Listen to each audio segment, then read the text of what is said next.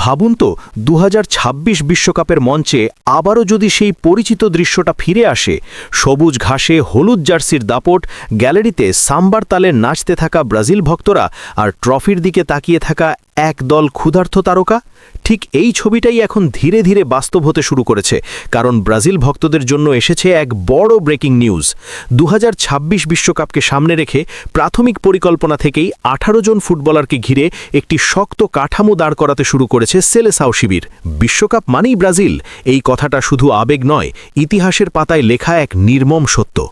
ইংল্যান্ডে ফুটবলের জন্ম হলেও ফুটবলকে শিল্পে রূপ দিয়েছে যে দেশ, সেই দেশটির নাম ব্রাজিল। তবে সত্যিটা এও যে সাম্প্রতিক বছরগুলো ব্রাজিল ভক্তদের জন্য খুব একটা সুখের ছিল না। বিশেষ করে ২০২৩ সালটা কেটেছে হতাশা, ছন্দহীনতা আর ব্যর্থতার গল্প নিয়ে। ২০০২ সালে রোনালদো, রিভালদো, রোনালদিনহোর সোনালী প্রজন্ম বিশ্বকাপ জেতানোর পর থেকে আর বিশ্বসেরার মুকুট ওঠেনি ব্রাজিলের। সেই গৌরবময় দিনগুলো এখন স্মৃতি, ভিডিও ক্লিপ আর গল্পে বন্দী। কিন্তু প্রশ্ন একটাই, এবার কি সেই অপেক্ষার অবসান ঘটতে যাচ্ছে? ২০২৬ বিশ্বকাপ কি হতে যাচ্ছে ব্রাজিলের প্রত্যাবর্তনের মঞ্চ?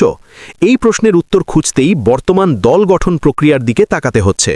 Neymar junior, Vinicius junior, Raphinha, Rodrigo গোয়েজদের মতো তারকাদের ঘিরে ধীরে ধীরে তৈরি হচ্ছে এক নতুন ব্রাজিল, যারা শুধু নামের ভারে নয়, ইউরোপের শীর্ষ লিগে পারফরমেন্স দিয়ে নিজেদের প্রমাণ করেছে।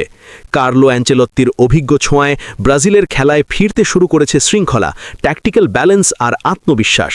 ইউরোপের মাটিতে যারা নিয়মিত বড় ম্যাচ খেলছে, চাপ সামলাচ্ছে, সাফল্য আনছে, তাদের নিয়েই মূলত ২০২৬ বিশ্বকাপের স্কোয়াডের নকশা আঁকা হচ্ছে। এই তারকাদের একটাই লক্ষ্য, ব্রাজিলকে আবারও বিশ্বসেরার আসনে বসানো। এই স্বপ্নের কেন্দ্রবিন্দুতেই রয়েছেন নেইমার। ইনজুরিতে ভুগলেও, বারবার চোটে পড়েও কেরিয়ার ছেড়ে দেওয়ার কথা ভাবছেন না তিনি, বরং নেইমারের চোখে এখন একটাই লক্ষ্য, কেরিয়ারের শেষ বিশ্বকাপটা যেন হয় স্মরণীয়, যেন হয় ট্রফি দিয়ে শেষ হওয়া এক গল্প। সেই কারণেই এখনও জাতীয় দলকে আগলে ধরে রেখেছেন তিনি। বিভিন্ন সূত্রের খবর অনুযায়ী ২০২৬ বিশ্বকাপের আগে ফ্রান্স ও ক্রোয়েশিয়ার মতো শক্ত প্রতিপক্ষের বিপক্ষে ম্যাচে নেইমারকে দেখা যেতে পারে, যদিও শেষ সিদ্ধান্ত সময়ই জানাবে। নেইমারের পাশে আছেন ভিনিসিয়াস জুনিয়র। রিয়াল মাদ্রিদের দুর্দান্ত ফর্মে থাকলেও জাতীয় দলে এখনও পুরোপুরি নিজের ছাপ ফেলতে পারেননি, তবে কোচিং স্টাফের বিশ্বাস খুব দ্রুতই তিনি জাতীয় দলেও সেই পুরনো বিধ্বংসী রূপে ফিরবেন। ডিফেন্সে দলের নেতা হিসেবে রয়েছেন মার্কিনহোস, যিনি অভিজ্ঞতা আর নেতৃত্ব দিয়ে রক্ষণভাগকে আগলে রাখছেন। তার পাশে অ্যালেক্স স্যান্ড্রো ও এডার মিলিতাওয়ের মতো নির্ভরযোগ্য ডিফেন্ডাররা থাকলে ব্রাজিলের রক্ষণ আরও শক্ত হবে বলেই মনে করছেন বিশেষজ্ঞরা।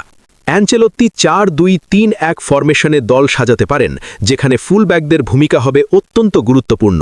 আক্রমণে উঠতে হবে, আবার দ্রুত ফিরে রক্ষণ সামলাতেও হবে।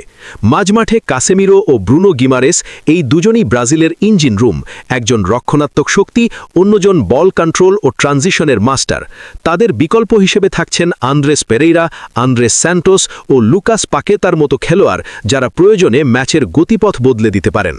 সম্ভাব্য সেরা একাদশে দেখা যেতে পারে গোলপোস্টে আলিসন বেকারকে, রক্ষণে মার্কিনহোস ও গ্যাব্রিয়েল মাগালেসকে, মাঝমাঠে কাসেমিরো ও ব্রুনো গিমারেসকে, আর আক্রমণে Vinicius junior, Neymar junior, Estevao Willian, Raphinha, Rodrigo Goes, Matheus Cunha ও গ্যাব্রিয়েল মার্টিনেল্লির মতো গতিময় ও সৃজনশীল খেলোয়াড়দের। এর বাইরেও কিছু ফুটবলার রয়েছেন যারা আপাতত এক ধাপ পিছিয়ে থাকলেও স্কোয়াডে ঢোকার সম্ভাবনা একেবারেই উড়িয়ে দেওয়া যায় না। গোলকিপার হিসেবে বেন্তো ও হুগো সুজা, ডিফেন্সে অ্যালেক্স স্যান্ড্রো ও এডার মিলিতাও, মিডফিল্ডে আন্দ্রেস স্যান্টোস ও লুকাস পাকেতা। সব মিলিয়ে এখনও প্রায় ৫টি জায়গা খালি রয়েছে, যেগুলো পূরণ হবে পারফরমেন্স, ফিটনেস আর বড় ম্যাচের অভিজ্ঞতার ওপর ভিত্তি করে। এখন প্রশ্নটা আপনাদের। আপনার মতে ২০২৬ বিশ্বকাপের জন্য ব্রাজিলের চূড়ান্ত ২৬ জনের স্কোয়াডে কারা থাকা উচিত? এই দলটাই কি পারবে দীর্ঘ ২৪ বছরের অপেক্ষার অবসান ঘটাতে? আপনার মূল্যবান মতামত কমেন্টে জানাতে ভুলবেন না। আর ফুটবল নিয়ে নতুন কোনো প্রশ্ন বা বিশ্লেষণ জানতে চাইলে সেটাও অবশ্যই শেয়ার করুন।